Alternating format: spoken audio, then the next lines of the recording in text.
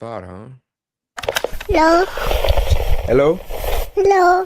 What's up, bro?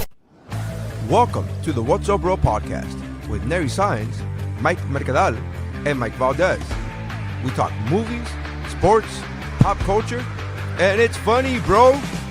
The way Harvey Dent didn't realize there was a Joker, and the Joker took his mask, his little surgical mask off. Like, it's like he has the face painting, he has the face paint, but he has a surgical mask on. And the moment he takes the surgical mask on, he's like, wait a minute, you're the Joker? And it's like, wait, what? You couldn't tell it was the Joker because of the surgery. And that one little reel or TikTok ruined their, I can never take it seriously anymore. Welcome to the party, pal! And my parents, I swear to God, my parents look at this like when a character from Chicago Fire comes into Chicago PD, dude, that's like Spider-Man being in an Iron Man movie. It is insane. So you're telling me there's a chance? Yeah! I'm just glad I like vanilla, boring sex like this. I'm glad that the sex I enjoy won't get me killed. I want my money's worth. Come on. That's how winning is done. Hey, I'm Dave Chappelle, and this is What's Up, Bro.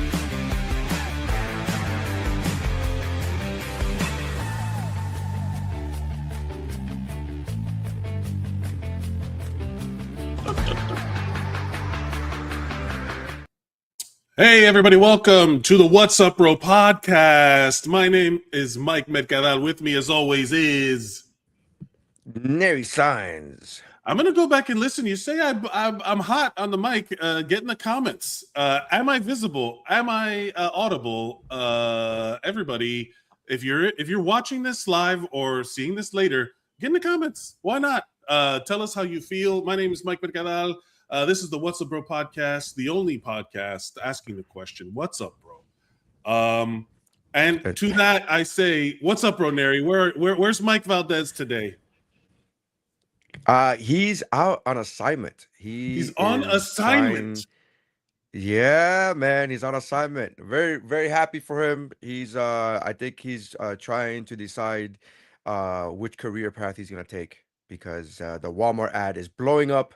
And he's going, yeah. He's there doing is a it. legitimate. He's doing it. Yeah, he's doing it and doing it well. He's LL Cool J-ing, as we say. LL Cool J, yeah. He's LL Cool J-ing it as we speak on assignment. We can't say anything else, right? We can't talk about anything else. Yeah, we can't say anything else. Everything else is a hush hush. Speaking of hush hushes and NDAs, San Diego Comic-Con happened. We got to talk about it, but we're going to talk about it. We're going to talk about a lot of stuff, but I was sad. It was like a sad Comic-Con. Do you remember right before COVID? What? That they announced why was it a sad Comic-Con? Didn't it feel like not a lot going on for the Marvel? I'll say this. The Marvel panel was like disappointing, we'll say. Did you follow really? it, or were you? Yeah, I don't know why. I felt like it was like interesting, but nothing. Like, I think this is also the part of like when the iPhone announcements happened back in the day that you didn't hear anything about it. It was super secret, and then they announced it, and it was like this big thing. Everything that came out today that we already knew, except for the Ghost Rider thing. Except for the Ghost Rider. Yeah, Ghost Rider was a big deal, and then Ghost Rider was a big deal, and then the news of like they casted the new T'Challa, and that was a big deal. I thought. I feel like we're not gonna have Shuri, you know. I will say I'm kind of glad about that. I'm happy to have. I'm very glad about that because I just I feel like there was a lot of like I feel like I hope. God, I don't want to sound like an asshole, but it's basically that feeling of like I lost interest in so much of that Marvel stuff, and I literally had a podcast called Mike Contextualizes the Universe where I go through the entire Marvel MCU through Endgame, and then afterwards I was like, man, I've lost so much interest. I'm excited for Spider-Man. I'm gonna go see Spider-Man this weekend, but it's like I feel like it feels like. Someone said the San Diego Comic-Con was a recession indicator. Why are you tapping the screen? I'm getting rid of closing other tabs to see if because you were coming in robotic. So I was closing other Oh. tabs to see if that helps. Hey, get in the Um, comments. How's the audio? Just basically comment for engagement. I hope it comes out. I've never had better internet. My internet is so powerful right now. Maybe it's a StreamYard thing. I haven't had faster internet in the ocean, so that's my caveat. Is in the ocean, this is pretty Yes. fast internet. So For the fact that we could do this is a miracle of modern technology. yeah, But yeah, go ahead. it really is. What I was gonna say is, I don't know, man. I thought I was getting updates on the Comic-Con. I will say I've lost interest in the MCU as a whole, but that goes back to everything we've talked about in the past and previous episodes about just the too many shows, everything is connected, and I just kind of got tired of it, of like having to watch. I gotta watch 2 seasons of this to be able to know what's happening in this movie, and like it just got a bit too much. Even for me, which was a diehard fan, like when it was just movies, I was like, yeah, I could watch 30 movies because I'm watching them two at a time, two at a time, and. But when it got to the TV shows, I was like, oh, dude, this is a lot of work. It's a lot of work. It felt like, like when your mom used to tell you, like, come on, come outside, and you're like, I don't want to go outside right now. I just want to play video games. And you're like, come outside, you'll have fun. And even if you did ultimately have fun, you still like, I gotta put my shoes on. I gotta like that's how I felt. I felt that. I feel like that with the MCU. With the MCU, I feel like it became. We're bringing moms into this. It feels like when someone would try to describe to you like a soap opera, like where they're like, "Oh yeah, this is that person's evil twin" or something, and then you're like, "What?" They're like, "No, I thought it was this character." Like too many things. Like literally to watch Brand New Day that comes out this weekend, you would have to know a whole lot, like a whole lot of stuff would have had to. I think you just have to watch the last Spider-Man. I was having this conversation with my friend Missy, and she was like, "What could I?" I'm like, I think you just have to watch the last Spider-Man movie, whatever that was, and you'll be fine, right? Well, that's the thing. I don't think you have that same leeway for the stuff that was announced at Comic-Con, right? Like the average person has not like even there are people who are weren't alive and to be able, like all the kids watching the Marvel stuff now. If it is for kids, like again, it's like who are they making these things for, right? Like what is the audience? Is it for everybody? Stuff. How can everybody go into Doomsday and be like, yeah, I get it. There's too many layers. Like when Wolverine and Deadpool and Wolverine came out, you would have had to. It was like a reward for having been a nerd for 20 years. You know what I mean? It's since the 90s. It was like to get the Channing Tatum as Gambit reference. Like you had to be. That was an inside baseball ass thing.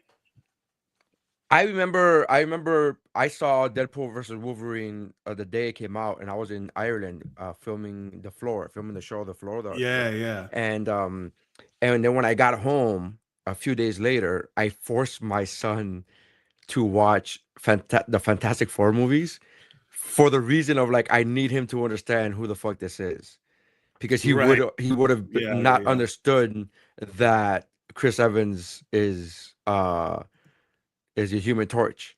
So like I had to force him, and man, he did not want to watch that movie. He's like, this movie is not like he didn't say the words. He did not say the words. The movie's not good, but he was like, but he just kept getting up. I'm like, dude, I need you to sit down. And like, I was like, I need you to just watch it. And then it's so funny because I was like, I had to like, without spoiling it, I'd be like, this is going to be in the Deadpool Wolverine movie that we're going to watch in 2 hours. Like, I need you to fucking sit down and watch this. So I couldn't spoil it for him, but I had to like make sure he watched it. And I remember when we were watching Deadpool and Wolverine, and then the dude turns into the Human Torch. He turns to me, he goes, "Is that why you were making me watch that?" And I was like, "Yes, that's why I was making you watch that." I think the novelty of a cinematic universe has worn off. I think they jumped the shark on the cinematic universe. I think Endgame should have been the end game. I think that at a certain point, the whole again, knowing some of the business stuff behind the scenes is why it went bad. And now seeing them try to like recover from it is like Kevin Feige was being interviewed and he's like, I feel like a loser for not being able to make Blade, like for fumbling Blade. And I'm like, you should. That's like an easy one. Yeah. That was an easy one. That was like a gimme, and you fucked it up. Like you had a slam dunk. You really did. You had a slam dunk, right? And you had it perfectly casted. You had it like if it wasn't gonna be Wesley Snipes, you had it perfectly casted, and he really did fumble that one. Like I don't comprehend. I don't understand. And he has the entire Hollywood to play with, to choose from. You couldn't get anybody to write a Blade movie. Like that's really like I find that very difficult to fucking believe. You know, like I don't. Here's what I think. So yeah, happened. he should. I think what happened is that he can't say the fucking money people were trying to do too much and getting and you know they were trying to demand certain things that are just like not realistic, or they're the reason why we're in this position to be. Like I think he can't, because I don't think he would. I don't know if he wants to. He seems like he doesn't want. Like he doesn't want to make a. Nobody wants to make a bad thing. You know what I mean? Like when you're making this you don't stuff, want to make the money people don't care if it's good or bad if it makes money.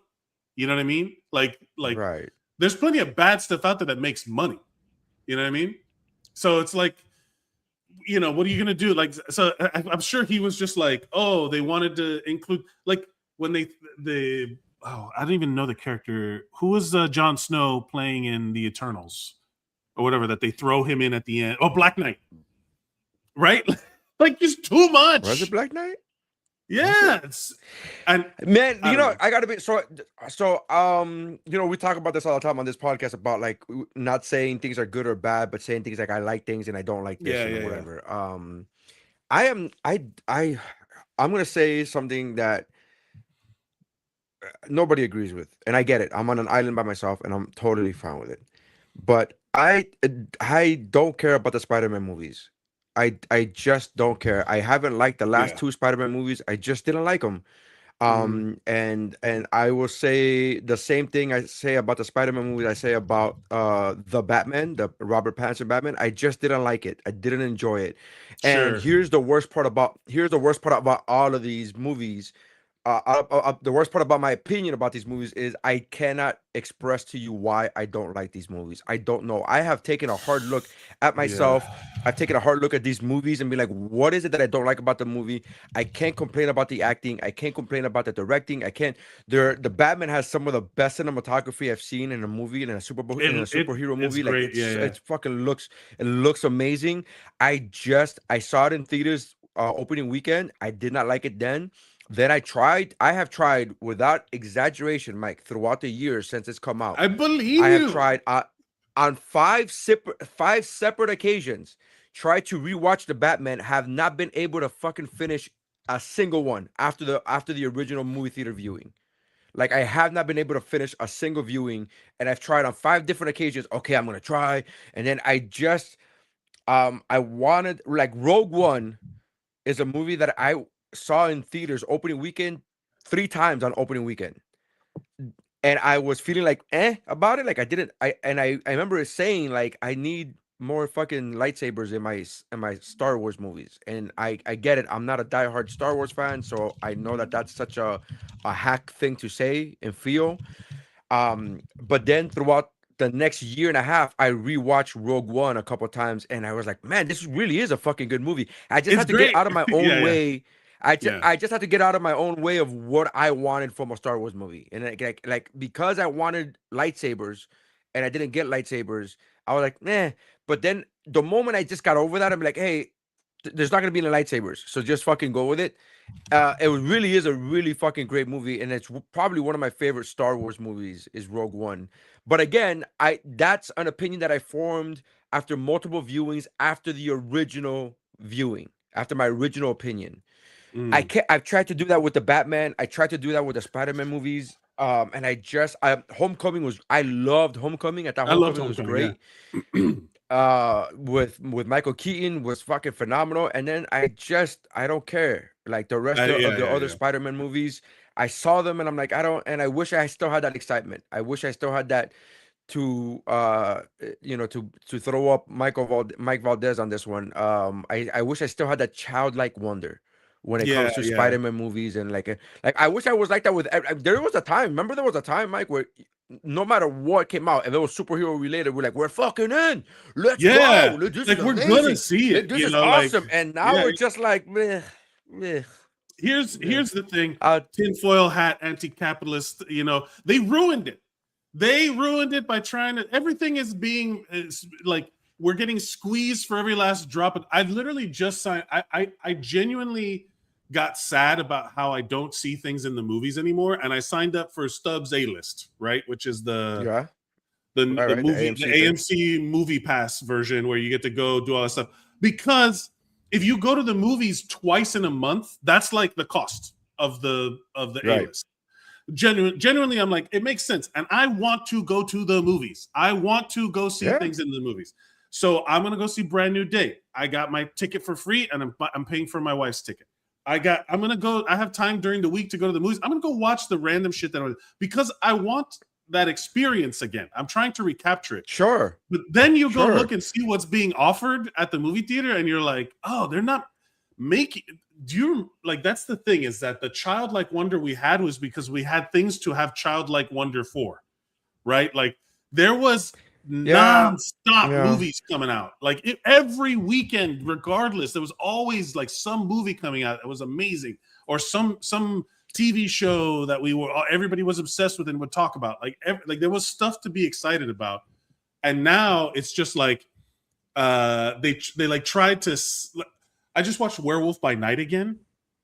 That's one of those things that it's a mid-budget thing that could have come out in the theaters. They could have made that a movie and it would have been good.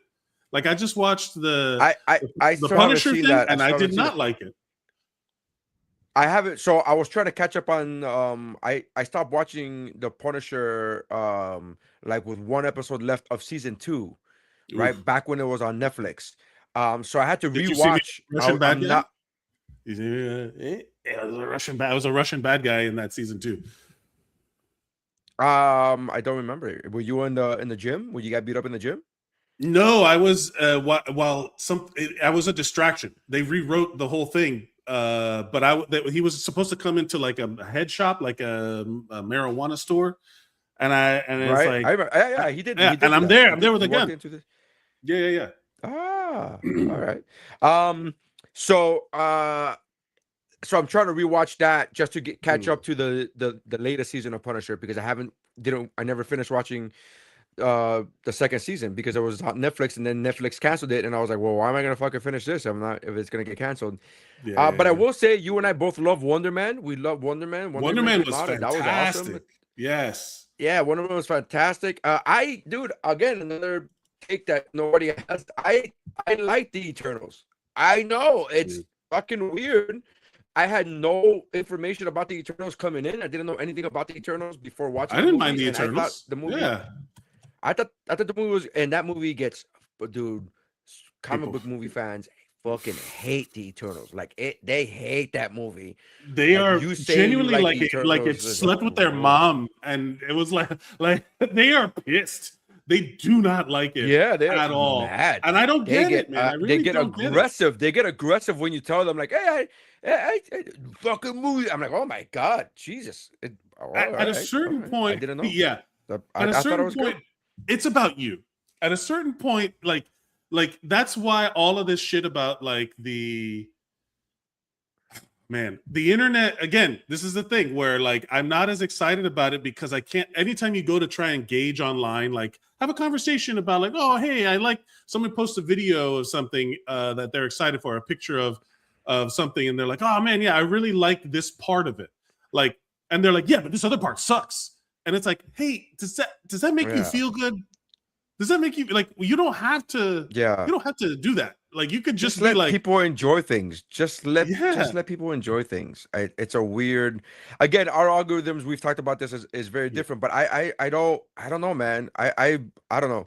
I get excited over movies. I want to see movies in movie theaters. I haven't seen The Odyssey. I want to see that. It's a good one. But yeah, you know, there's still movies to watch. I guess I don't know, man. The thing is that But it's usually I'm at a weird point where I'm able to go to movie theaters so rarely Right. that by the time I go to a movie theater, by the time I have the opportunity to go to a movie theater, there's usually something to watch. So Yeah. you have it the other way around, where you're like, I could go every day, but there's not enough to go every day. Well, there's enough to make it worth my while to be able to go the times that I go. Right, like I want to go see stuff in the theater. I miss, and I'll tell you why, because I've been adjusting to ADHD medication. Right, like they diagnosed me and they gave me meds, and I was like, I don't need it. Turns out I do. Like I was just gonna write it out.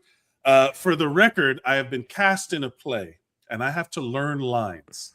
I got cast in a very old Spanish play. The Don Juan is that archetype comes from a play from this guy back in the 1600s, 1700s, I think. And it's old. The play is in Spanish and in old Spanish, right? So it's not even like proper Spanish where I have to use the word platicar or whatever instead of hablar. It's not even that. It's like Spain Spanish, estáis, vosotros, and like Shakespeare rhyme and meter. Like it's hard. Oh boy. And I've been it's rough. And I'm there trying to memorize my lines because I'm a king. I have to sound real. I want to be good. And I'll start reading and I'm like, oh no, my TV is there, my phone is here, my computer is there, the PlayStation. Like every distraction and every other thing I could be doing enters my mind. So I feel that way. Like I need to be given the guardrails that you would give the kids when they're bowling for every experience in my life. And to watch a movie and to care about it, I need to go to the theater and have it just be the only thing I'm doing. I did that recently. I did that recently with my daughter. I introduced her to Rocky, and I started with Rocky 1. And as we all know, Rocky 1 is a slower paced movie, right? It's a drama. It's a slower paced movie. And, you know, my daughter's 14 and 14-year-olds gonna 14-year-olds, right? And I literally maybe 10 minutes into the movie, I took away her phone and she was like, but I'm not even looking at it. I'm like, you keep looking at it to see if you get a message. So it's not that you're looking at it. It's that the anticipation of like something happening with your phone. So I told her, I'm just going to hold on to it for the movie. And we had a very great viewing. Like this is one of the most fun I've had as a parent. Like that didn't cost me money. You know what I mean? Because you gotta have fun. No, because you could. I mean, that's a very good caveat. Because because you can spend a lot of money and go to Disney World and be like, yeah, did you have a good time? Yeah, I had a great time. And it's like I spent $3,000. I should have a fucking phenomenal time, right? Like, but so like we sat on the couch and I introduced her to Rocky, and my daughter. This is why it's a great time, because she was like, unbeknownst to my daughter, cannot not share an opinion. If she has an opinion, if she has a question, she's gonna ask it out loud. She's like, what's happening? Why is he doing this? Why is he doing that? And it's like, just shut the fuck up and just watch the movie, right? But it turns out that these are really good questions that she asked. Like in the opening scene of Rocky, where they're in that church and he's having that boxing match where he ends up beating that guy, beating up Spider, whatever his name was. He gets out of the ring and bums a cigarette from somebody. He's like, hey, you have a cigarette? And they gave him one and he starts smoking. And my daughter was like, he's a boxer and he's smoking? That doesn't make any sense. Interesting. And then I was like, nice, here we go. So I was like, okay. I was like, well, what? And I paused it. And then it turned into like a mini film study where I was like, okay, what does that tell you? She's like, what do you mean? I go, well, if he's a boxer, you see him boxing and he's smoking, then what does that tell you? She's like, I don't know. And I was like, is that good for you? She's like, no, it's not good for you. I'm like, should athletes be doing that? She's like, no. And I'm like, so what does that tell you? She's like, I don't think he's taking this seriously. I'm like, okay, now here we go. So she's like learning about film, being able to dissect a film and being able to like look at a film. Like, what are they trying to tell you? Everything is intentional. Everything shows you something. Everything is intentional. Everything they're trying to tell you something. They don't just spoon feed you like you're not. You know what I mean? They don't have to spoon feed Yeah. you. If you look at things, you could kind of gather different people's characters and personalities, and so all of the stuff. I'm not saying any of this. I'm happy that she's asking these questions.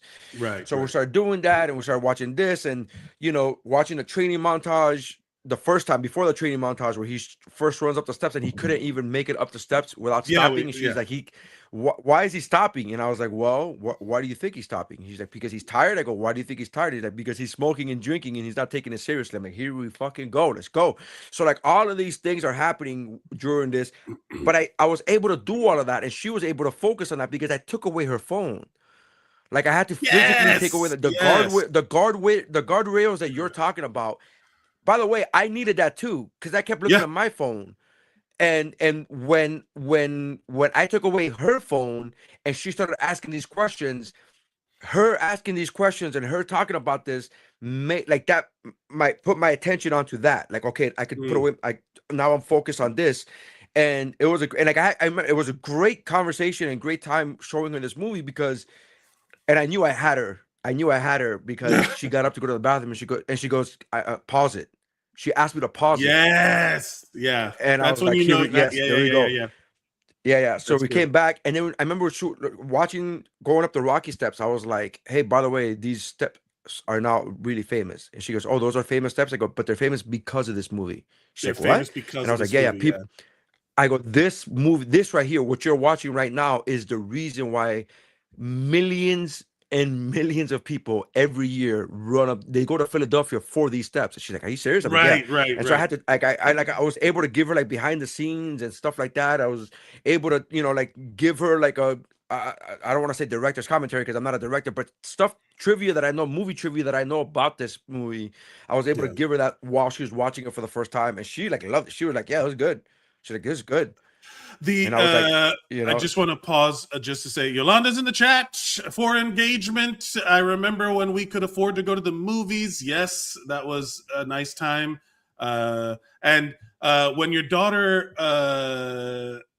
talks and can't keep a thought inside, she says, I wonder where she gets that from. I know. I learned it's like that PSA from I learned it from watching you. So here's the thing. I never shut her up. I just in my head I'm just like, oh, here we go. Like I never like stop her from talking. I never stop her from asking questions. I'm just like like I get it. I totally get it. Yeah. One of the most cliche things, my wife. I'm not going to do those like boomery jokes like about my wife where I can play about my wife. But one of the most cliche things that my wife does, Chiquita for the record, is she will ask a question while we're watching something that neither one of us has watched before. So we are both watching for the first time. She's like, who's that? And I'm like, yeah, my love, I don't know. Yeah. I'm sure the rest of the movie will give us some information. We have to keep going. She's like, pause it. And then she'll say something. And I'm like, please, we have to get through this. We have to continue. I think she's perfect for a podcast because she could just she's perfect for podcast viewing because she's what does that mean? It's like, well, let's talk about it because I guess I had that conversation with both my wife and my daughter when I showed them the movie, and I think I talked about this on the podcast before, but I showed them both the movie of Project Hail Mary. Yeah. And as the movie starting, like the opening, I forget if it's Universal or Warner Brothers, but whatever. Before that logo came up, I paused it and I was like, and I said, hey, there's gonna be you guys are gonna have a lot of questions. And I literally said, just know they're gonna explain everything throughout the movie. But there's gonna be a lot of who's that? What's happening? What's going on? There's gonna be a lot of that because a lot of the movies played a flashback.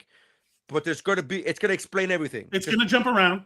It's gonna jump around. Stick with it. I didn't even say jump around. I said you're gonna have a lot of questions. There's gonna be a lot of what's going on, what's happening, who's this, why is he there, why is he this? Just know that all your answers are gonna be answered. All your questions are gonna be answered. That's what I said. I'm talking about 4 seconds before the opening scene of the movie. Yeah. I press play. First scene of the movie. What's going on? There's a Ziploc bag. There's a zipper. He opens up. He starts breathing heavy. my daughter without hesitation, "What's going on? Why is he there?" Jesus Christ. Fucking like Yep. it's been 30 seconds that I said, "Hey, all your questions will be answered in time. Please. Yeah. But I yeah, love get that it. movie You know, too. it is what it is. Yolanda freaking loves that movie. That's like a good. So, because of that movie, my wife and we watched The Martian, which is every once in a while I need to watch a movie where people are smart and good at things. Yes. You know what I mean? Like you just want to watch, and there's a Yeah. word for it. That's why The Pit is really popular. It's called competency porn, where people are good at solving problems, right? Where they are doing something happens and they fix it. Something happens and they fix it. And every once in a while, I just need to watch it. Perfect movie for Project Hail Mary. Perfect Project Hail Mary is the perfect movie for that. Can I tell you that I say this all the time, and I mean this both in fictional situations like TV and movies and in real life. I love watching people be good at their fucking job. Like I fucking love that. One of my favorite, I'm a huge fan of The Office, as we both are. One of my favorite all-time scenes in The Office is when Michael Scott creates the Michael Scott Paper Company, and they have that meeting with Wallace, where they go, "Oh, you know, like they're trying to buy him out," and Michael Scott says, "I don't think I have to wait. I don't think I have to be profitable. I think I just have to wait you out because the next shareholders meeting is coming up. And if I'm a problem, you're going to be out." And like that scene where the bumbling idiot that we've seen for years be a bumbling idiot is like, oh, when he focuses, he's actually really good at his fucking job. And I love that scene, and it's just exactly what you're talking about. I love watching people, and it's true in real life too. Like there are times where I've been in situations where I'll do radio or something, and I'll go to the radio stations, and I'll see people like behind the scenes handle the board and handle and they pull up. They're really good at producers are really good at putting up sound cues and do all this shit. And I'm watching them do all of this while they're able to still talk on the mic and blah blah. I'm like, geez, man, fucking you go, bro. I love that shit. I'm like, fucking hey, you are killing it. You are killing it at this job. That's why I loved being able to be that guy. Because in the hospital, I was that was a huge deal. Like when you know what that's such a good feeling. Yeah, to be like it's to go such back a good around, feeling.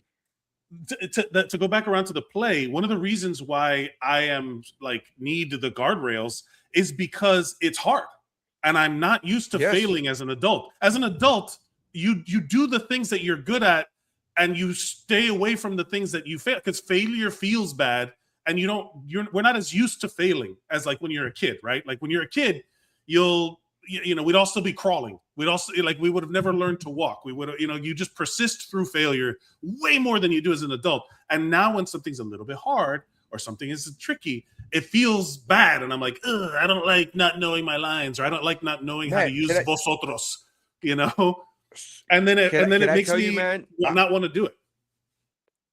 Yeah. So I'm like I feel really confident about my abilities as a comedian, right? Yeah. And when I'm working I work 90% on one particular cruise line, right? And on that cruise line that I work, we do shows every day for the most part. And again, I'm not saying this to brag. I'm just relating to what you're talking about, dude. Talk good about yourself. We all need that. Every day that we do shows, I do a different set. And the sets are 25 minutes, bro. They're not anything special. They're 25 minutes. But whatever jokes I told on Monday, I'm not telling again on Tuesday. I'm doing a different 25-minute set. Again, we are not obligated to do so. Like contractually, we are not obligated to do so as the performers. In fact, they a lot of times will tell you on paper, like, hey, do not promote different shows. And it's for a variety of reasons. But the main reason is they don't want the 300 people who are in the room on Monday, they don't want them to try to have to come back on Tuesday and get turned down because there's no space for them, because that creates complaints. Like, hey, the comedian told me it was going to be a different show. And so if the audience believe that it's going to be the same show on Tuesday than it was on Monday, then they won't even try to go. So then there's less complaints to customer service, right? Right. And that's what they're trying to avoid is the amount of complaints. But with that said, they're not stopping you from doing different material. They just don't want you to promote different material.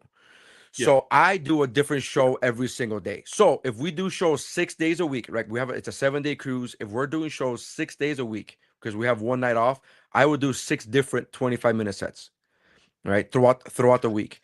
That's a lot. That's a lot. Here's the thing.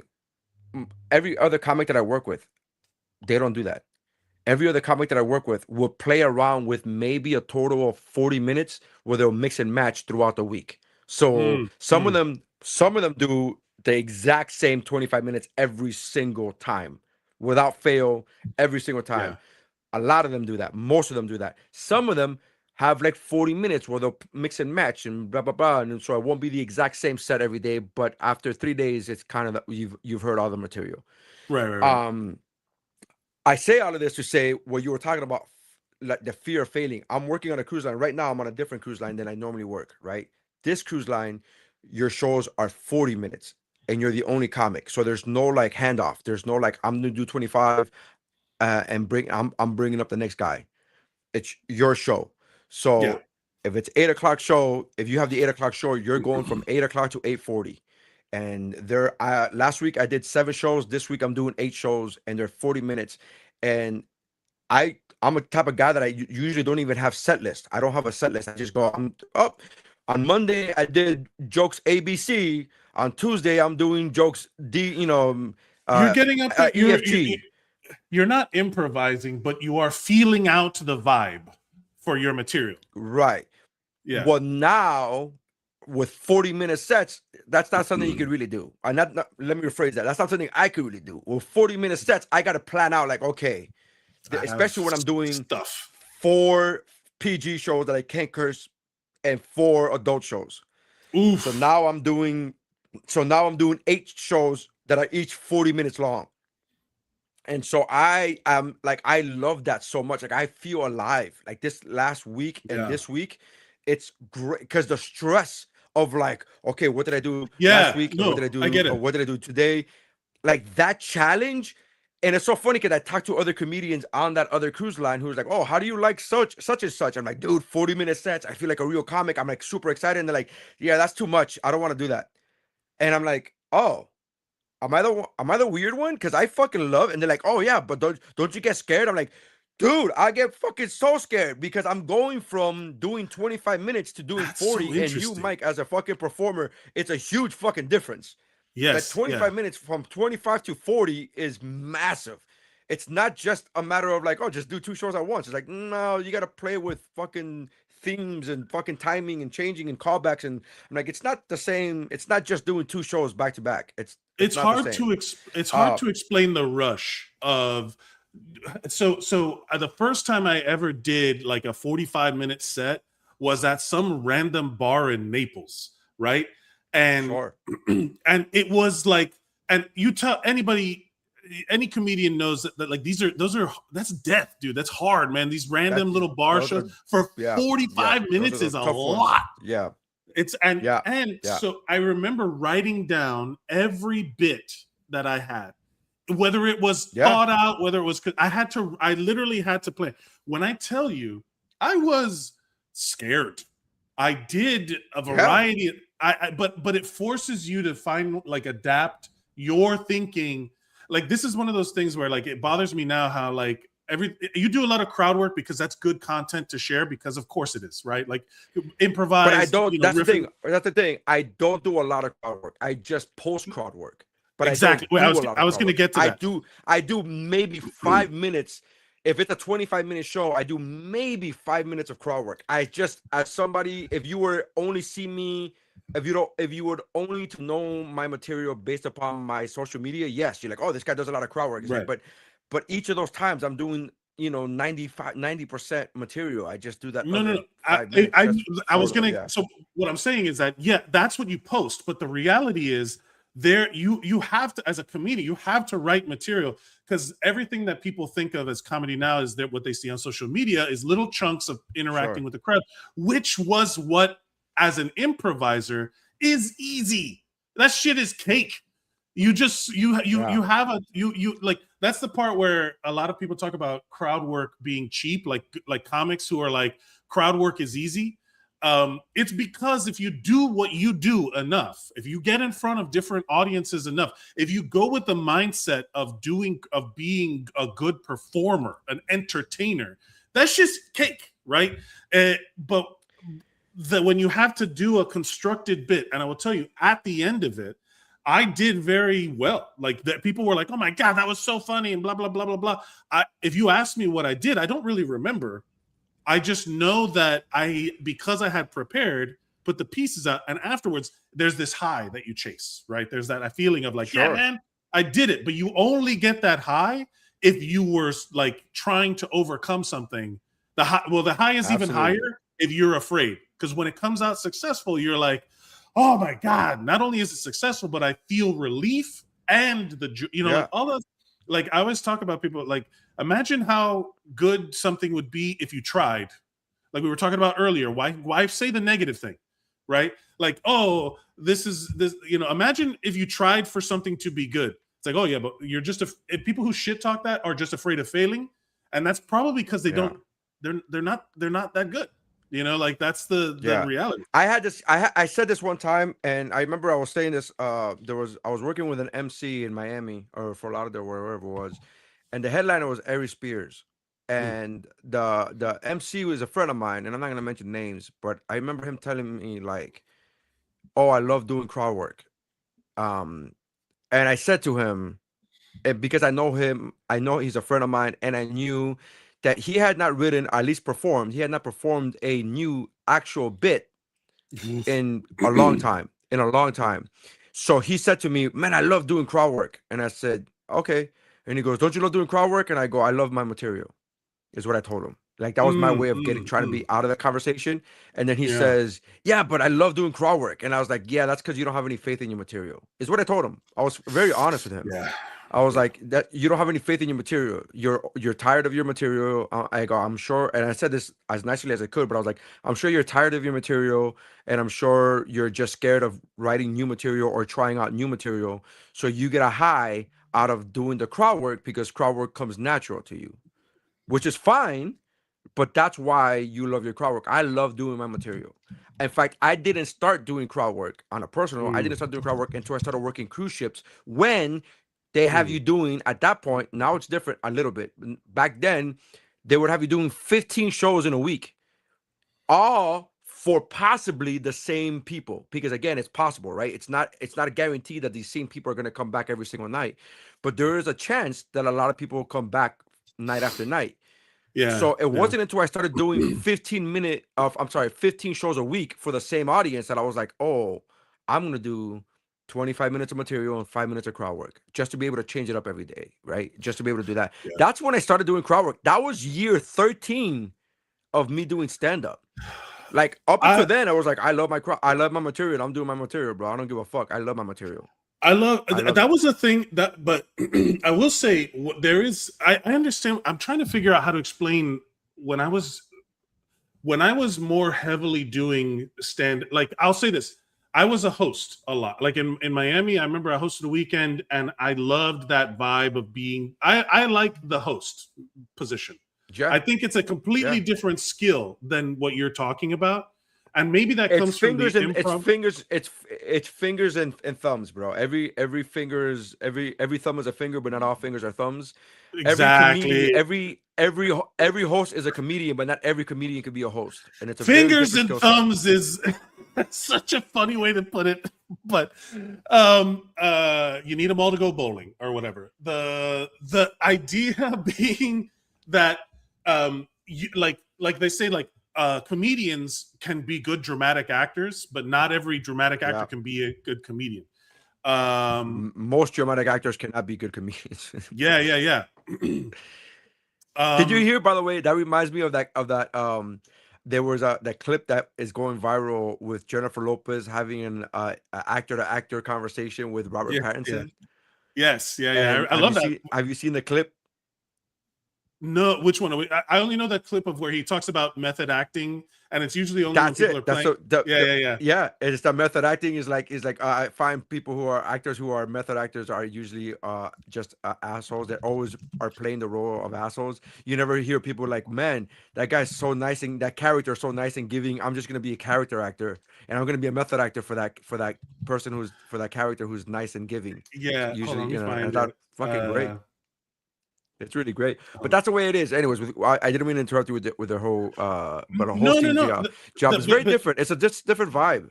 Yeah, I remember. So like when I was like literally every week, I would do at least a 2-hour improvised talk show where I hosted and produced and all that stuff. It's all on YouTube. You can go look on. It's all on the Zeros on Heroes. They exist out there. Like there's record of it. Where I was like having to wrangle everything, and I would still, and when I was hosting comedy shows, you have to feel the audience, and I always liked that feeling of like, the split brain. We've talked about this before, where you're doing a rehearsed bit, and it may or may not be landing the way you want it to land, and then one part of your brain is still doing the bit, but the other part is like, okay, I'm going to cut this other part because they don't seem to like this bit, but I need this part that's important for me to get to this next bit. And there's like, it's so hard to explain how when you're crafting bits, it's easier or it's much more intricate than when you're doing crowd work because you're just reacting to the crowd. You're not reacting to the pre-existing notion. And I loved doing that thing where if somebody reacts really strongly to a thing, going straight to them and then use them in the facilitation of a bit that I already have. The audience thinks it's magic. I miss that feeling. I really enjoyed that feeling. I get that a little bit through improv now and through the other acting that I'm doing, where when it's good, it's good. But there's something very, very real about when you're doing it all on your own. It's yours. The material you wrote. You know what makes me laugh is the fact that you said that improv is easy, and then it's funny to me that you say that because from your point of view, it completely makes sense because you come from an improv background, right? Yeah. So you did improv before you did stand up, so your improv muscle has already been working. So when you started stand up, that's what, and some people have that same thing too, like, oh, I did theater in high school. And it's like, well, then you're already a performer. You've already been used to the stage. So you could, you know what I mean? Yeah. So I was the opposite, where I did not riff for a long time. I did not improvise for a long time because I had faith and I really do enjoy my material because my material is very autobiographical. So I did. And so to me, building the muscle for improvisation, that to me took work. And I wouldn't say it was hard. I would say that the writing bits was what came more natural to me. That's the part that came easier to me. Now it's all kind of like all the same. Now we're splitting hairs now at this point. But when I first started. But yeah, man. By the way, I like the fact that we reference your wife as Chiquita. And if anybody has not listened to the podcast when you met her, they wouldn't understand why that was a thing. So this is MCU.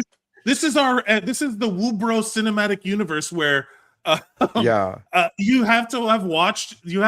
would have had to have listened to thousands of hours of WUBro pod.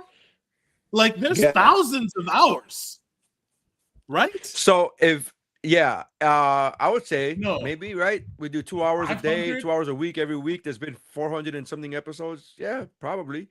But I remember, so for those of you who don't know, when Mike met his now wife off air, he told me her name, and she, very Latina, has like 3 or 4 different names, 3 or 4 names, not different, but 3 or 4 names. We all have that, she's a spy, and she has multiple identities and passports that she used to travel. And so when that happened, I was like, every name was the most Hispanic name that you can think of. Like it was talking about improv. It was like a raise the stakes game of how Latino the next name would be off of the first. You know what I mean? Like, yes. Yeah. It was like, oh, you think this name's Latino? Wait till you hear the next one. So that I was like, yeah, Chiquita Banana, I get it. is what I said, and then we kind of just ran with that, and it was fun and lighthearted and whatever. Here's I was doom scrolling the other day, and do you know that there's an app, and man, I wish I could afford it because I tried it, and it's hard, it's expensive. But there's an app where it's basically it's TikTok but history, and they teach you history in like little short animated bursts, right? And it's really impressive and really cool, but it's like $50 a month, and I'm like, I'm not fucking paying that. It's a separate. I thought it was a thing, like a feed, but you're saying it's it's like an app. It's a whole other app, yeah. But while I'm on Instagram, they were promoting the app, and so they gave like a lesson, and they gave the lesson of, I believe it was Panama? Question mark. Yeah. But how, and they do like quasi stick figures, and they show animation about how the government needed money, and they had all this land that nobody was using, and it was very fertile land for, great for fruits and vegetables. And then a company took over it. A company came and bought a bunch and made a deal with the government, and the deal was like, oh, this is good, and this was not a good idea because this was not a good deal. And then the company got more and more successful, grew bigger. They started buying future governments. They started implanting their own people, their own paying off the government, and like corruption at its highest form. And then one guy came and gave back the land, and they started cheating on their taxes. It's all this shit or whatever, blah blah. And then they changed the name of the company from whatever blah blah blah to Chiquita, and that's what they call it, that's why they call it a banana republic. A banana republic. Holy fuck! And it's such a bad. It was an awful. Like I'm learning all about it. It led to the 1954 Guatemalan coup d'état. The United Fruit Company. Yeah, this is a real story. This is the part where it's like, all right, I don't know how not to put a tinfoil hat on when you see that in 1954, the United Fruit Company was responsible for overthrowing the Guatemalan government. And you know why? Using the CIA. You know why? Because the government, I swear to God, this is what I learned in the app, because the government bought back the land that the company had bought, because the government bought the land, and you know what they said when they bought all this land? They said, well, this is what the land is worth, and it was like pennies on a dollar. Yeah. So the new government regime came in, and it's like, oh, that's how much it's worth. Here you are. They gave them back those and then gave the land to the people, back to the people.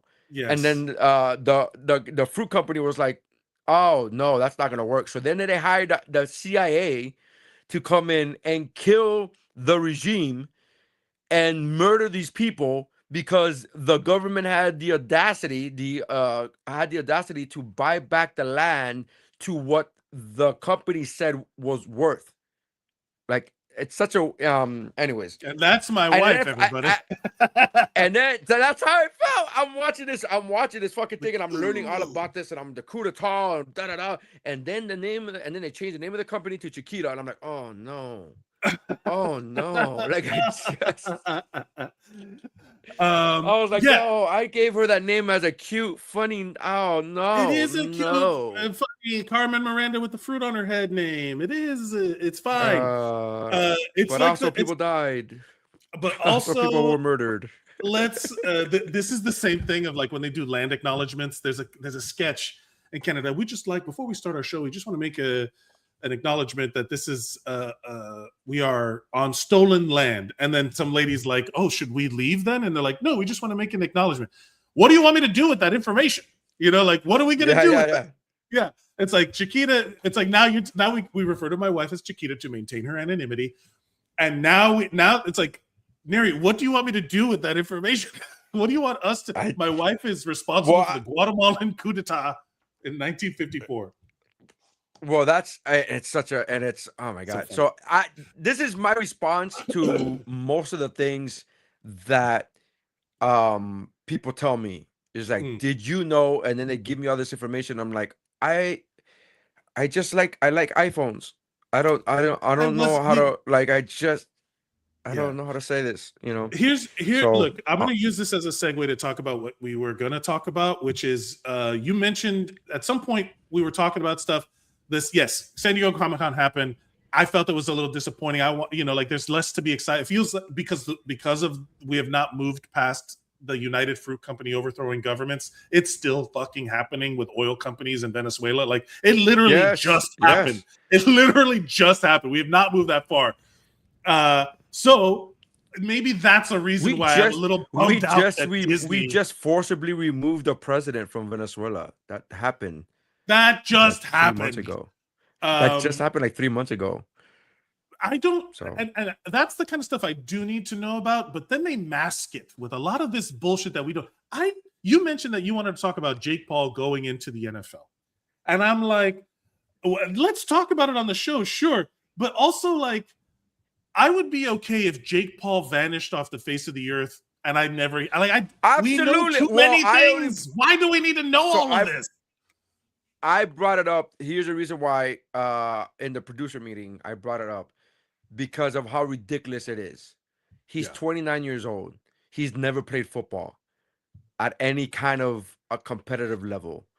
And to now make the statement, and he is that kind of, he showed in the past with his boxing and whatever you want to call it, but he's that kind of guy that he really believes, at least I believe that he really believes he can do it. And it's like, what are you fucking talking about? You're 29 years old. You've never been on the football field. And then he had the balls to say, like, I want to be in the NFL, but they're probably going to want to see some tape. So I'll just go to Stanford and be a slot receiver just so I could get some tape. Like, you're going to go to Stanford University? This is what happens. Do you think, okay. What the fuck is happening? We need to stop giving stupid people money. We have to stop giving stupid people money. So much money. It's literally just because of money. These idiots are making bazillions of dollars a month off of their influencer bullshit, and then they think that this is possible. This is Elon Musk all over again, buying a company and saying, I made this. It's like, no, you did not. You are just paying to play. So that's why I brought it up, not because I in fact, yes, I'm with you. If he went away and I never heard of him again, I'd be more than happy with it. But just the audacity and the fucking just to be able to say out loud into a microphone, I want to be an NFL, and then he literally said, hey, I just thought about this today. I'm like, it should be easy. He says it should be easy. He says, and then here I'll share just some of the quotes. I have better hands than them. I'm stronger than them. Jake Paul on why he should play in the NFL. Did play high school football. He spent time playing varsity. Like, don't try and justify this shit to me, Dazen Sports or whatever. Like Dazan, whatever, man. I don't give a shit about this, people. The point is, it's like all the comments are like, first tackle, I'm suing you. You hit me too hard. You know what I mean? Like, none of this, like, look, everything Mike, he did not graduate high school, and he's talking about playing for Stanford University. He's gonna buy his, but that's the thing. Stanford, so here's another thing. Every university in the country is in crisis for funding because all of this money is drying up because of Trump, right? Like everything is going out of higher education. People are not signing up. Like everybody is in financial crisis. If this guy shows up with a month's worth of his YouTube money, he's gonna get in. They're going to let him in, and they're going to claim some bullshit that, he actually scored very highly on it. Shut the fuck up. I do not believe you. I do not believe you. And that's the thing, is that everybody still thinks that you can just say the entire world used to be based on the merit of somebody's word. I got my word on my balls, and I don't break them for nobody, right? That's how it used to be. Right. There is no word now. If someone's like, hey, it's Tuesday, I'm like, I'm going to look at my phone and make sure that it like fuck you, prove it. Yeah. So if this guy ends up in the NFL, he better be good. If he gets to Stanford, I'm like, show me that motherfucker's test. Now that I know a little too much, I want to know all too much. You prove it to me. Fuck you. I don't care anymore. I'm not going to trust, like nobody trusts nobody anymore. Like who cares? Like if someone's like, this concert sold out, I don't believe you.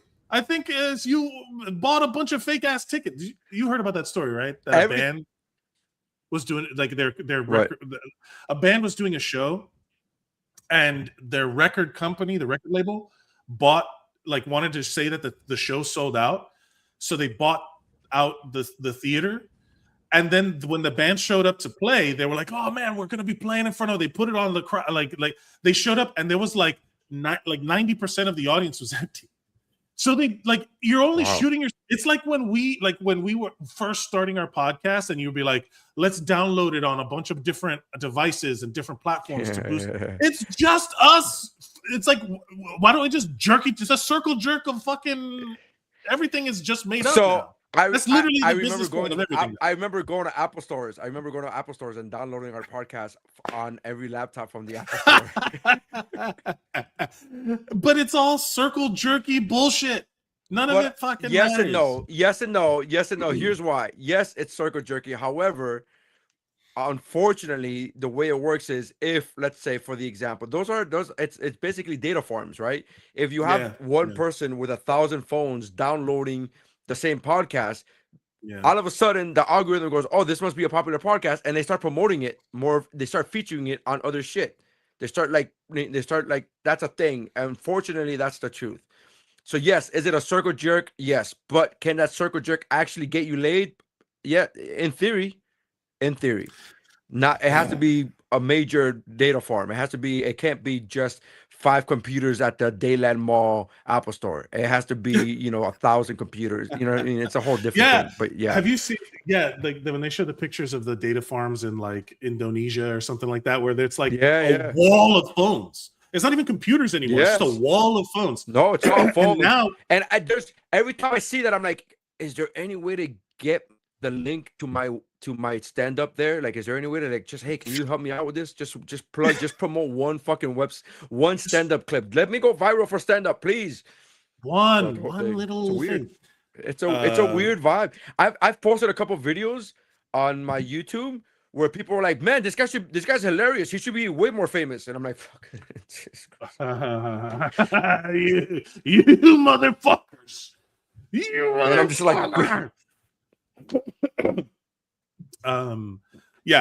ironically, I remember, and it's happening now with Hollywood. Like, I have friends that are writers out here that some of them are. I have a friend that's a movie reviewer, and the movie studios will do influencer screenings because those get more eyeballs than the actual reviewers are actually like previous screenings. And again, because that's how it's like, I forgot what the comedian was, but it's like, we need to stop making products for stupid people. We need to start making products for smart people, and the stupid people need to adapt. Like, that's the way it was like back in the day, where God damn it, I gotta remember the thing. But it's not gonna happen. It's not gonna happen. It's not. There's no money in it. Steve Jobs literally had the quote where he says, "I tell them what they want. They don't know what they want. I tell the people what they want." And it's like, people want to be able to design their own keyboard. It's like, they're not gonna do that. It's like, and then let them go do that somewhere else. The people that will do that somewhere, and I get it. I hate you. I still think my solution for the internet, clip this. I want every platform that allows for private profiles to not allow you to interact with media unless you are friends or whatever. Like if you're a private profile, you all or nothing. I can't see your comments. I can't see your likes. I can't see. Maintain your privacy, because every time you go online and you see some dumbass comment, it's from a private account, and I'm like, immediately I'm like, you know what made me. You know what made me laugh is the I don't know if you saw this recently, that what's his name? Fucking dumb Tesla guy. What's his name? Elon Musk said that he wants to fund a movie that's an Odyssey movie that's historically accurate. Yeah. Oh my God. That's historically accurate. The Odyssey. There's mermaids and a cyclops and giants. Like, shut the fuck up. It's so stupid. Why? Because Helen of Troy was black in Nolan's movie. God forbid. Just be racist. Just say forbid.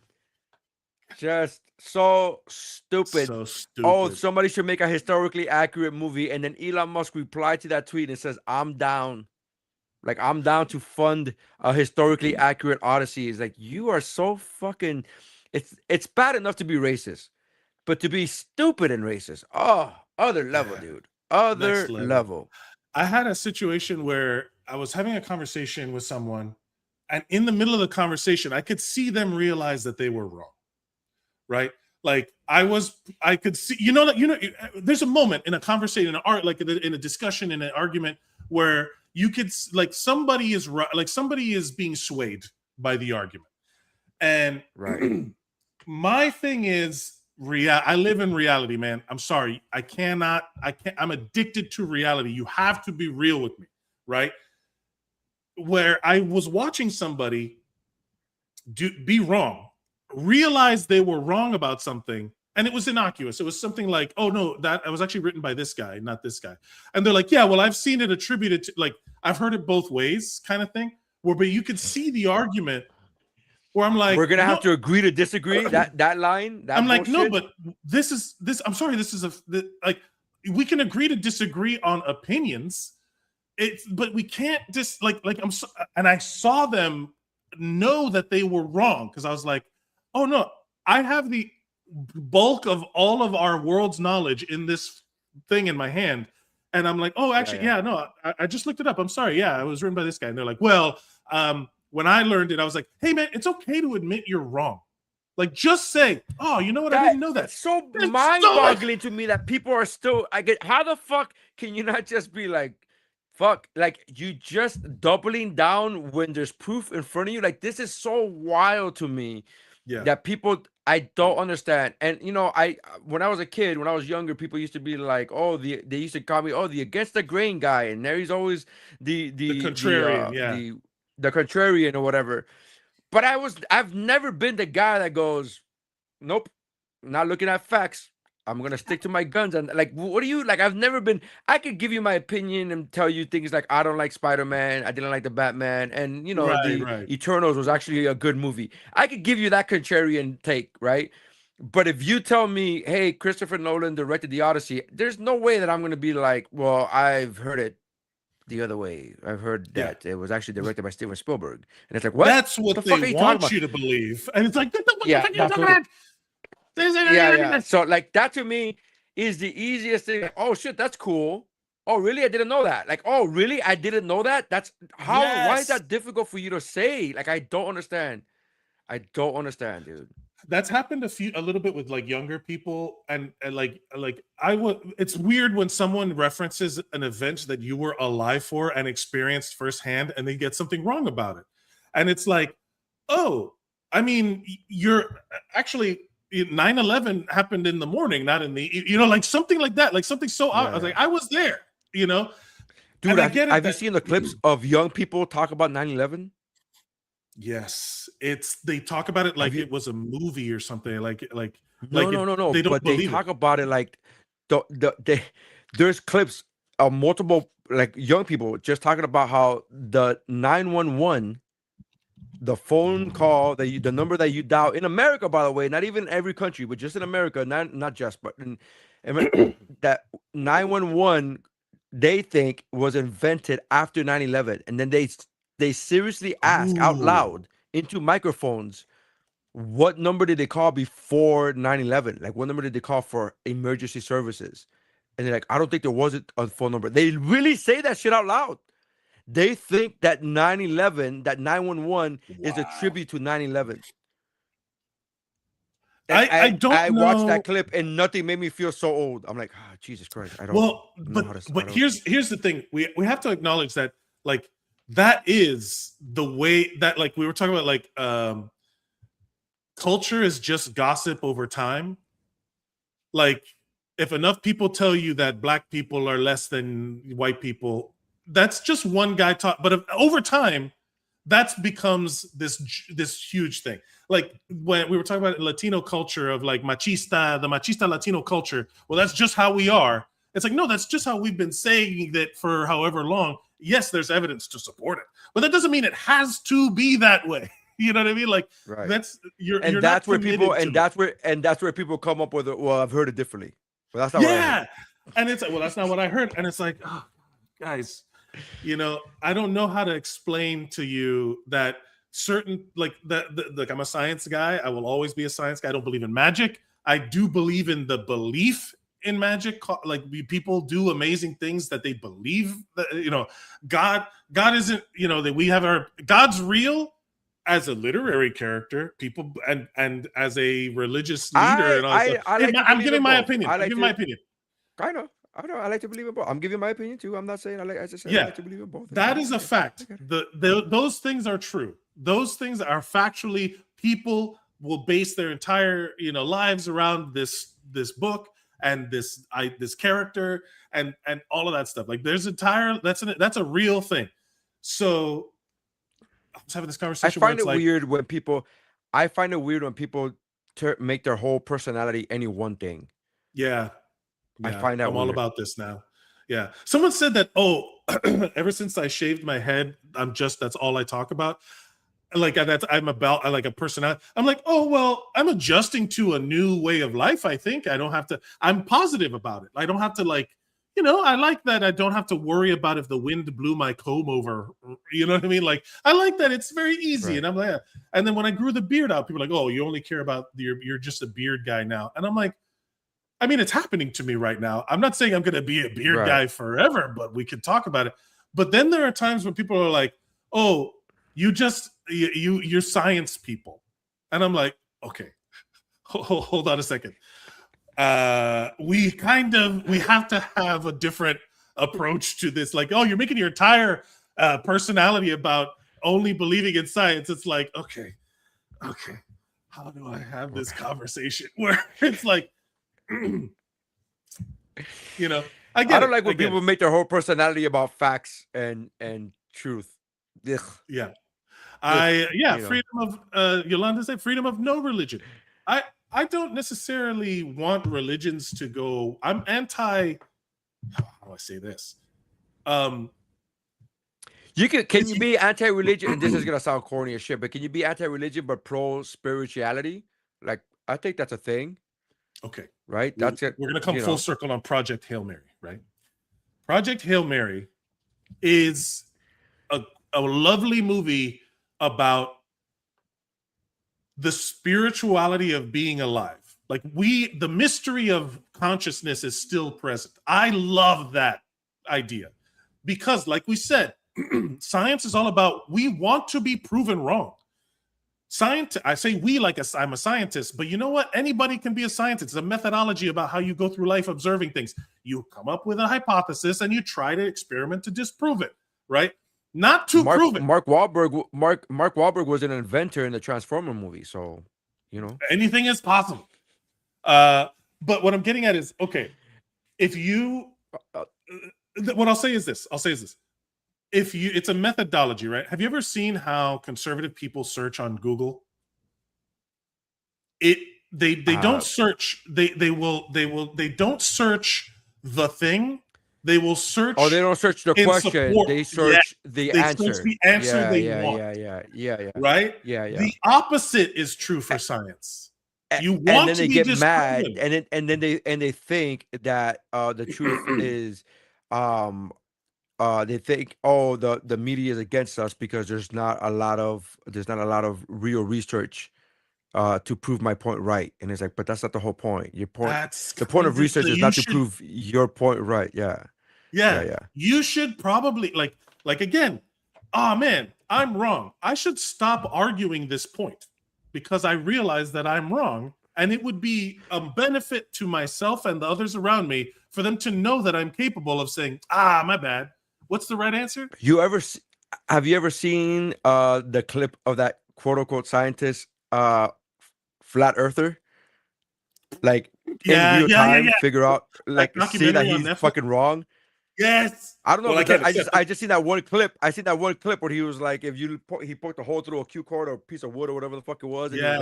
And And this will prove that it's a flat earth and there's no light coming through. And it's like, huh. Well, if it wasn't, and then he lowers it down a certain degree, whatever, like 5 degrees or whatever, and he goes, if we see light here, and boom, you see the light go through, and he's like, he just proved that the Earth is curved. But he just stopped himself in the middle of the thing. It's so funny. There you go. It's like the first one that popped up. If you're seeing through this hole, through the next hole, Perfect experiment. and seeing the light board or 17 feet off the water, the Earth is flat. Physical evidence. If he's holding it up at 23 feet high and we're seeing the light, well, that's because the Earth's curved. So I should only be able to see it when it's at 17 feet. Okay, go ahead and drive down there, Enrique. You're going to hold the light there. Enrique, how high is your light? 17 feet. I mean, Look at his brain. We don't see you, Enrique. Yeah. Lift up your light way above your head. Cling. Interesting. Interesting. He's like, huh. You can see like the wheels turning.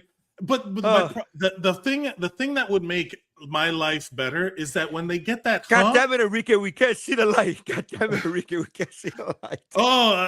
Still nothing, Enrique. Are you sure? I mean, but my point being is that the second you get that, as the second you get that, it should your goal, like, because you can see him trying to figure out a way to justify his answer. Yes, still in his mind. Yes. It's like, hey, how about, I'm wrong about something. It shows more intelligence that I accept. I literally did the experiment myself with light beams and lasers. Like, you cannot get more, like hey, you saw it. Like when they went to Antarctica, that the sun never touched. I want to do that sketch.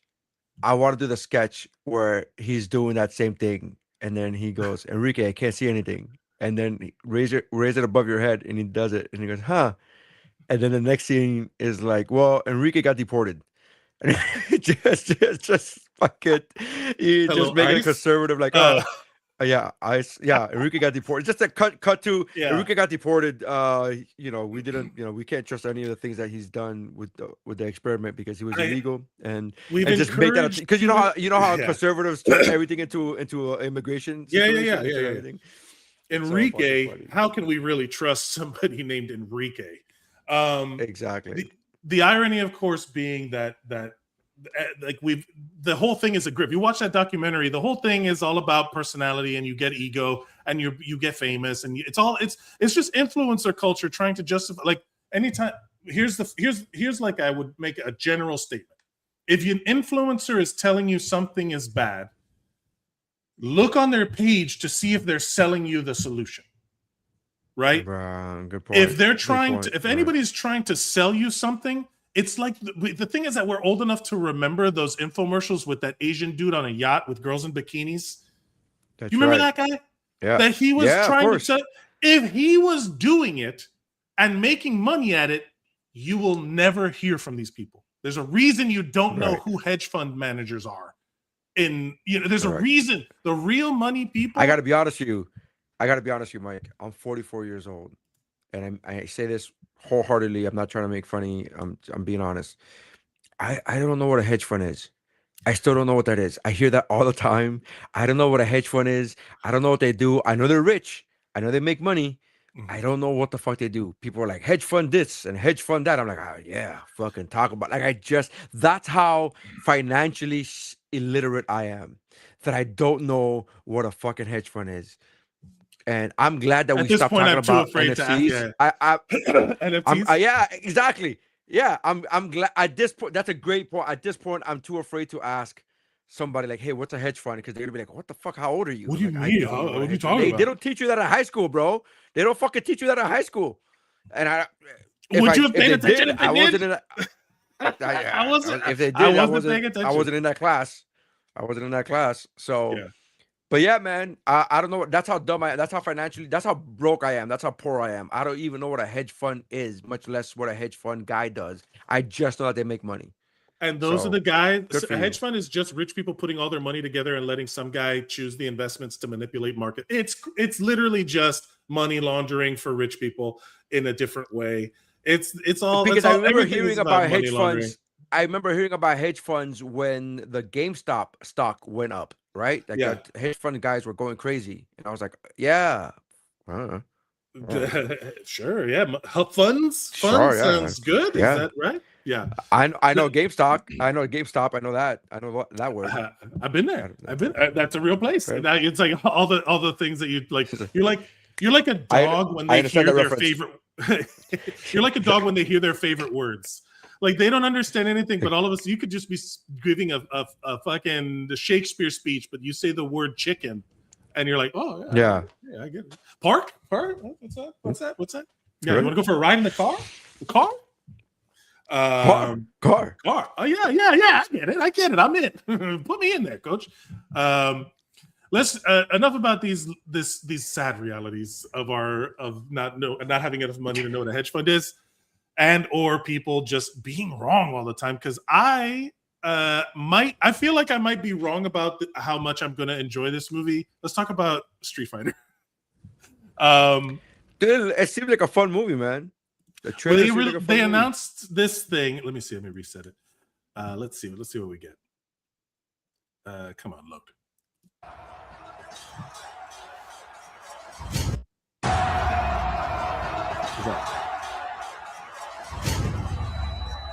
Who are you? I know what you're capable of. Show me. So Ryu's a prisoner.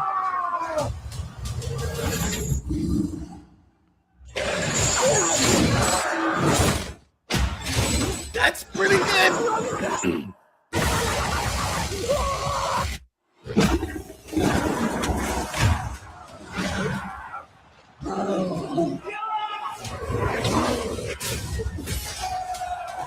So, I do not wish to fight you.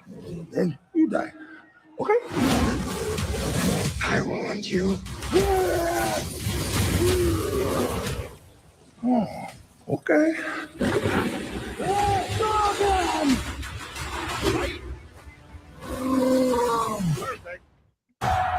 Now, that looked fun as hell. That looks fun, man. That looks fun fun. as hell. Good or bad is Mortal not my Kombat job 2 anymore. And Mortal Kombat 2 was really fun. That was a fucking great movie, and I enjoyed the fuck out of that. And I'm like, this looks fun too. This looks fun. I was again. I will never forget our experience at Fan 4 Stick, and I use that as a reference all the time. We went in there, everybody's talked so much shit about that movie. We went in there, was like, yes, it's fine. Who cares? Fun. It was fun. It was a good movie. It was fun. I also Jason Momoa. I know why he's in this because he's a name, but also like. We don't have to put him in everything. He just happens to be like a solid Blanca. At first, I was like, why do we got to put this guy? Just is multi-ethnic enough to be everything, so they just throw him. He's a Brazilian now, whatever. Yeah. What I'll say is that still looks fun. He's playing a jungle monster guy. Sure, I'm in. Yeah, whatever. It did. And you and I have done the Kick Flicks episode on the Street Fighter, the Van Damme Street Fighter movie. Yeah. Man, that Blanca was hot trash. That Blanca was so bad. So bad. But for years, I've always said like that Blanca was trash. However, I was like, I don't think you should have put Blanca in the game to begin with. I think because there's no way of making that look good. There's no way of making that character look good in a live action format. Yeah. And then now, I mean, if you're gonna go with the ridiculous, this looked fucking ridiculous. And I say that with a positive. I say that with a positive, with a positive. Ridiculous thumbs up. Ridiculous good. This looks ridiculous. Yeah, it looked like it looked like they leaned into the ridiculous. Like it's a big green monster. It's gonna be his CGI character. Whatever. It's fine. It's fine. Yeah, it's fine. What I'll say is, I think this is the perfect example of. Hold on, why is this so big? This is a perfect example of the Surf Dracula tweet. I think about this tweet almost daily. Back in the day, if you did a TV show called Surf Dracula, you'd see that fool surfing every week in new adventures But in the streaming era, the entire first season got to be a long ass flashback to how he got the surfboard until you finally see him surf for 5 minutes in the finale. Okay. I think about Surf Dracula all the time. Perfect example is the originals, that Blanca that you're talking about, that whole Street Fighter movie. Only at the end do they get into the costumes and do the things that were in Street Fighter, right? This Blanca in this thing literally rolled across the screen, shot lightning, and was doing Blanca things. He is Surf Dracula-ing. Which is hilarious to me. Like that. So I'll get to the Surf Dracula in a minute, but that part of him like being so powerful, I'm like, why? How he would not be in prison? This is a thing. It's for fun at this they're point. Literally showing you. They're literally showing you him destroying the cages. The fucking You're showing us that the cage that you have decided to put him in cannot contain him, so he would not be in prison. So. Again, maybe there's context that we're not seeing. This is a 60-second clip. So maybe there's context that in the movie they'll show us that maybe he's not a prisoner. Maybe they just bring him to the prison just to, fuck people up, and that's his thing. Who knows? I don't know. Whatever. I heard you guys. Yes. I heard you guys talk about the Surf Dracula thing on an episode that I wasn't on. Right. And I get what you're saying. I don't think that's a bad thing. I don't get that it's a bad thing. If it's done right. I love the first season of Daredevil, but to be fair, he's not in the costume until the very end. He's doing Daredevil-y type stuff, and it's a good show. It's a little slow for that. He's surfing, and he's a vampire, but he's not. He's not Surf Dracula yet. Yeah. The idea, he hasn't. They haven't said the name, but in this one, I have it here like looping in the background. Oops. They're showing him do a kick that he does in the game. So I think we've come full pendulum swing on Surf Dracula, where like when they made Andor, where it was like, hey, by the way, Star Wars is actually a whole thing, anti-fascism, guerrilla, all about resistance against the Empire. Like, let's just lean into it. And people loved it because it was done well and it was done with intent. This looks fun as hell because it's like, hey, man, if you want Street Fighter, we'll give you fucking Street Fighter. Not only that, it's going to look like Street Fighter, the Street Fighter because that was a thing in the early 2000s, and they just came around full circle with the X-Men, where in the original X-Men movie, like when Wolverine's suiting up and then Cyclops is like, what were you expecting, yellow spandex? And it's like, yeah kind of. You can just give us the thing that you want. But I remember thinking to myself when in 2000 when X-Men came out, I'm like, the yellow spandex is not gonna work live action. It's gonna look ridiculous. It's gonna look campy. It's gonna look, and I think I'm right. I think the reason why we are now accepting of the yellow spandex in Deadpool and Wolverine is because we got so much 20 years of black leather suits. Yes. And so now we're just ready for something. But I think we needed the black leather suits in order to fully embrace the yellow spandex on the screen, because I think if we would have gotten that off the rip in the year 2000, we would have been like, bleh, it's fucking bombed. Yeah. It would have been campy. It would have been too cheesy. It would have been, I don't think it would have made the impact that it did financially as far as spawning 7 movies and all that. Like, I don't know, man. There was a Matrix-y vibe to everything at a certain point. Yeah. And I think that the reason we're able to now like embrace the bright colors is because we've had 2.5 decades of black suits, and okay, now we could do something different. But I think that was needed. Going back to the Surf Ninja thing, there's a comment on some. It's actually Surf Dracula, but Surf Ninjas was also great. Surf Ninjas actually followed the Surf Dracula fucking format. They did the whole time. If they were to reboot Surf Ninjas, it would be like little kid. They would start them as babies, and then the last 3 seconds would be them surfing and being. There was a podcast creator that posted this, and I was vehemently disagree with him, where he talked about that he's tired of the cliche of the superhero cliche of them suiting up only at the end to make this big reveal, like look at me in the suit. Yeah, And yeah. he gave Supergirl as an example, but he said there was other movies where every movie basically is like you don't see them in the suit, and then the last half hour is when the suit comes out and blah blah blah. And he's tired of that cliche, is what he says. He's tired of that. Got it. And I think I disagreed with him. I was like, this is a bad take, man. This is a bad take. Like, you could have both. You could have the Superman, the 2025 Superman. He's in the suit the whole time, right? Literally, the very first scene of the movie is him in the suit, and that's fine. And you could have that. And then you could also have. It depends on the story. Like the story of Supergirl is that she was reluctant. She didn't want to be a superhero. She doesn't want to be. She just wants to get drunk and fucked up because she's depressed because her whole It's a family trauma civilization story. It's a yeah, PTSD story. It's a trauma. Yeah. So all of that, I said they did it. I think Supergirl did it really well. And he's like, it doesn't matter how well you do it. I'm tired of it. And I was like, I think this is a bad take on your part. I replied to him. I go, yeah, I heard what you said. This is a bad take on your part. I go, if you're complaining about movies not doing it well, okay, if you want to point to some movies that don't do it well, that whatever, and you give examples of how you do the, for the lack of a better phrase, the surf Dracula, if you don't do it well, that's fine. I get that.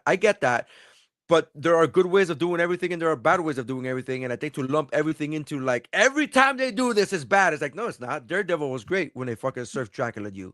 There literally needs to be nuance in the way that we talk about it. But that's the whole thing. The nuance doesn't get clicks, and no everyone's like right. Nobody. And again, and for the sake of the joke, because that tweet was a joke. That's funny. It's a funny thing. They show you the whole season. You're fucking. He's learning how to surf the whole season. It's also an old tweet. It came out a long time. It was from 2000. It was from 2021. So it's like again, things have changed since then. It's still funny. But I think to go into this is my shot at that guy because I really did dislike that take. I really fucking dislike that take, and I was just like, this is a bad take, man. I mean, like, if you do it right, it's fun. Like you could call it a cliche, you could call it whatever, but if you do it right for right reasons, if you write it into the story well, I don't, you know what I mean? Again, and I'm not even defending it because it's Supergirl. I'm defending it because it was done well with Supergirl. Again, there's other things in Supergirl that I don't like. I think Lobo's completely fucking useless. I think you didn't need him at all. But we don't need Jason Momoa in everything. Put him where he belongs, but don't put him where he doesn't. You know, it's like a. I think it's one of those things where they just with Lobo specifically with Supergirl. I think it's one of those things where they're just implanting the seed that's gonna grow later on. It's gonna bear fruit later on. I think they just implanted the seed now. Going back full circle to San Diego Comic-Con, that's what fucked up the MCU. Where at a certain point there was the running meme of like. The post-credit scene is just somebody comes out, hey, my name is Dildo Baggins, and people are like, oh my god, that's the guy from the thing. And it's like, did you see Dildo Baggins? Did you see Dildo Baggins at the end of the Eternals? It's like, what? Why? And then it's like, now I have to they introduced what's that guy's name? Harry Styles. He comes out, and there's another guy, and then they just it feels so and then I think Wakanda Forever, the Black Panther 2 was a bit egregious with and here's the this Iron Man suit, and here's Ironheart, and here's this other thing, so that it's like. But Ironheart, they gave us the Ironheart show pretty relatively quickly afterwards. But even then, it's like, oh, is she only there for the Ironheart show promotion? She didn't need to be there. What's the name of when they're in the blue? The Dora Milaje. I don't know, man. I think the Ironheart part of that story, I think was actually needed because of the fact that the whole story is based upon they're trying to find a vibranium, and they're trying to kill this girl because she found a vibranium. She created a vibranium finder, which would take them to. I get it. I'm not saying it doesn't, but I'm just saying the question is that relevant to the story? Again, they're introducing Namor, they're introducing all of these other things, the mutant, everything's when they introduce, tell me my one story, and then if it happens to be in the same world as something else, something like Skeleton Crew. Did you watch Skeleton Crew, that Star Wars show? No. Fun as hell. It has some Jedi vibes to it. it's like Goonies in space. It's like Goonies in Star Wars, right? Solid. Then there's like tell me a genre story in the thing in the world that already exists. That means you don't have to connect everything. It just means that we know the rules of the world already. You could just jump in. You know what I mean? Right. It's like when we saw E.T. in episode 1. We're like, okay. Funny. That's okay, but it's not important to the story. You know, like it's whatever. And they didn't give us a whole fucking background. They didn't give us a whole background about E.T. We're like, this motherfucker, man. He's finally back. This guy, he disappeared for 2 weeks, and they made him a senator. Yeah, there's a few tweets that live on in my mind. I love the idea of us creating a fucking backstory in Star Wars. Bro, for we are so late to that party. So there's a whole thing called Glub Shitto, where they're like someone could point, oh, look at this funny little alien at the back. Someone who's never seen Star Wars would be like, oh, that's a funny little alien in the back. And someone could be like, actually, that's Glub Shitto. He's the third ranking family member in this planet. And he actually was, and it's true, because there is literally something called Wikipedia, and every fucking thing has a story, because that's the vibe they've created. That the world is layered. Everybody's so it's like, it's the Dildo Baggins of Star Wars is Glub Shitto, which is a crazy sentence to say. Dildo Baggins is such a funny fucking character name. You know? Anyway, the point being is that there's a lot of, like, to bring it around full circle, I want things to be good. I want to enjoy my time with things. Like San Diego Comic-Con, all the announcements, I was like, yeah, okay. Nothing really blew me away except for Spaceballs 2. I thought Spaceballs 2 was really funny. I hope it's good. I can't wait for phase 27 of Spaceballs. Oh, it's gonna be good. It's gonna be so good. Did you see what they announced? Yeah, they did the map of basically, making fun of the whole thing, where it's like, of course come on, man, it's so silly. But and to bring it all around, of like, we've created this environment where everybody thinks that everything is like fine. Nothing gets you excited anymore, because it's all about grinding the most profit out of it. So everything is kind of mid. I like the announcements, man. I like Gene Deadpool was fucking fantastic. When he came out, fun. Yeah. He was good, man. I had fun with it. I didn't. Again, I don't know. I also enjoyed the trailer for was it Matchbox? Did you see that trailer for that? Oh, that looked pretty cool. Again, it's hard to take the corporate synergy out of it, but it looked like, again, I'm trying to separate my brain. Remember, we were talking about comedian, the bit versus how it's being received. Yeah. I'm trying to separate my anti-capitalist fighting corporate propaganda for billionaires from the let me just experience this thing and have a good time. I'm trying. It's hard for me to do that, but I'm trying. Just have a good time, man. Just have a good time. I know. It's Matchbox. It's Matchbox cars. Hey. It's Matchbox. It's Jessica Biel. But come on. Corporate entities investing in AI to destroy the world's water supply, and flock cameras, and all of it's connected, but also, and blah, blah, blah. But also He-Man. All right. Anyway, I gotta get going. Enjoy. You're doing a show. Anything you want to promote? Did we hit the topics? I can't see because we did. San Diego Comic-Con with Jake Paul being a fucking come pinga, and WUBro. We reacted to the Street Fighter thing. It looks fun as hell. I'm happy about it. There will be more to come. You can follow us at WUBro Pod on all social media platforms. You can follow at Mike Mercadal, at Neri Saenz. And keep an eye out for Mike Valdez's commercials. The dude is part of corporate propaganda. We support it. We support it. He is killing it, man. He is crushing. I'm very happy for him. Very happy for him. Very happy crushing. For him. Neri, send us out. All right, man. Thank you guys for checking us out. And that's how winning is done. Yatta! Yatta! Chun Li pose.